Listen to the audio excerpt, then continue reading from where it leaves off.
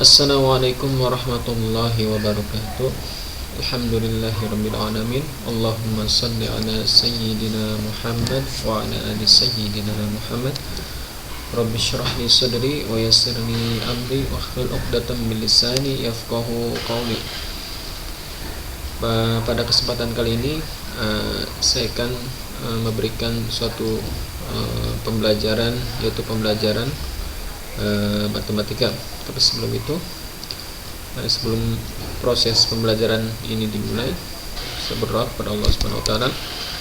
Mudah-mudahan apa yang kita lakukan ini, apa yang saya lakukan ini bisa mendapatkan keridhaan Allah Subhanahu wa taala. Apa yang kita lakukan diberkahi oleh Allah Subhanahu wa taala dan senantiasa diberikan selalu kesehatan oleh Allah Subhanahu wa taala, dan siapapun yang sedang sakit diberikan kesehatan, diberikan kesembuhan oleh Allah Subhanahu wa taala, dan kita diberikan selalu kemudahan dalam menjalankan segala urusan kita, dan kita dapatkan solusi dari segala permasalahan yang kita hadapi ini.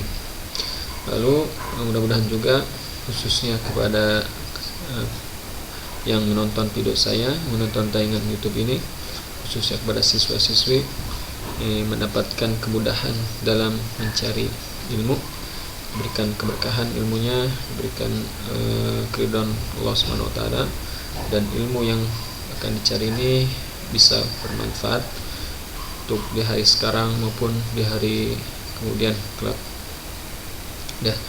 Pada kesempatan kali ini saya akan memberikan pembelajaran matematika, ya, khususnya kelas 7, ya, kelas 7 SMP, ya, di semester pertama atau semester ganjil, di materi ataupun di bab yang kedua, ya, yaitu tentang materi himpunan. Ya. Sebelum saya melanjutkan pembicaraan ini atau proses pembelajaran yang akan saya lakukan ke depan, buku referensi yang akan saya gunakan untuk mengajar ini, ya, itu ada beberapa, ya, setidaknya ada 2 buku yang akan saya gunakan sebagai referensi ataupun patokan utama yang akan saya ajarkan kepada siswa-siswi ataupun pemirsa YouTube yang menyaksikan video ini. Adapun buku yang pertama ini adalah buku ini, matematika, yang direkomendasikan oleh Kementerian Republik Indonesia, edisi revisi 2016, ya. Ini adalah mungkin banyak siswa-siswa yang sudah punya buku ini, ya, yang diberikan sekolah, ya. Lalu yang kedua yang saya gunakan, referensi yang saya gunakan dalam mengajar proses pembelajaran ini adalah buku ini, ya, buku LKS, ya, buku LKS. Ini saya akan banyak berikan soal-soal latihan di buku ini, di materi kelas 7 semester pertama, ya. Jadi itu adalah 2 buku yang akan saya gunakan sebagai referensi saya dalam mengajar khususnya siswa-siswi SMP kelas 7. Dan secara umum siapapun yang mendengarkan video ini mudah-mudahan mendapatkan manfaat apa yang akan saya sampaikan, dan saya juga mudah-mudahan diberikan kemudahan oleh Allah Subhanahu wa taala dalam menyampaikan ilmu, diberikan hati ikhlas dalam menyampaikan ilmu, diberikan kemudahan dalam menyampaikan ilmu kepada siapapun yang mendengarkan, khususnya kepada siswa-siswa SMP, ya, kelas 7.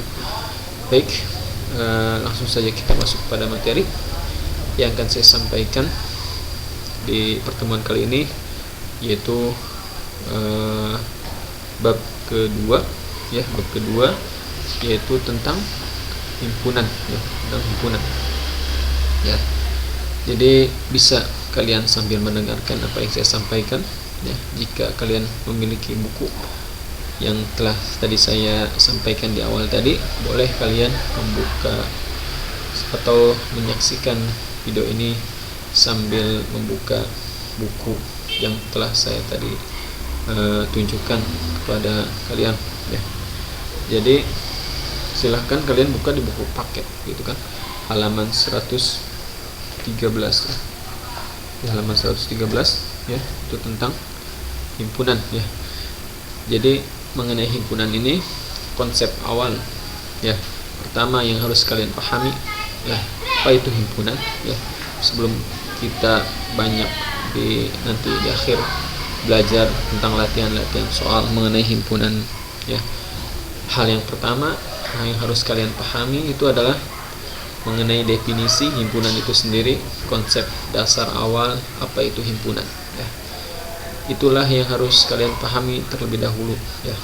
Jadi himpunan, baiklah, dalam kehidupan sehari-hari ya, sebenarnya banyak gitu kan hal-hal yang berkaitan dengan himpunan ya. Contohnya saja misalkan dalam kehidupan sehari-hari kita menjumpai gitu kan sekelompok ataupun segerombolan misalkan sekelompok orang dewasa, sekelompok anak kecil misalkan, sekelompok mobil angkot, sekelompok mobil pribadi ataupun sekelompok motor, kendaraan bermotor ya, berlabel F ataupun berlabel yang berada di Bogor ya. Ataupun lain-lain, contoh lain misalkan kelompok atau kumpulan sayur, kelompok buah ya. Banyak dalam kehidupan sehari-hari yang berkelompok gitu kan, kelompok ikan mas, kelompok hewan ya, hewan berkaki 2, hewan berkaki 4 dan lain sebagainya. Itu yang bisa kita jumpai mengenai contoh-contoh di kehidupan sehari-hari kita yang berkaitan dengan kelompok ya. Dari kelompok-kelompok yang tadi saya sebutkan ya, misalkan saja kelompok hewan, kelompok anak yang cerdas, kelompok anak yang tinggi, kelompok makanan favorit, kelompok makanan yang enak dan lain sebagainya. Dan yang sudah saya sebutkan tadi, ada kelompok-kelompok yang dia itu merupakan himpunan. Ada juga kelompok-kelompok yang tadi saya sebutkan yang dia itu bukan himpunan ya. Jadi ternyata tidak semua kelompok itu dia merupakan himpunan. Ada yang merupakan himpunan, ada yang bukan himpunan. Nah, di awal ini kita harus paham ya, mana saja kelompok-kelompok yang dia merupakan himpunan dan mana saja kelompok-kelompok yang bukan merupakan himpunan, gitu kan?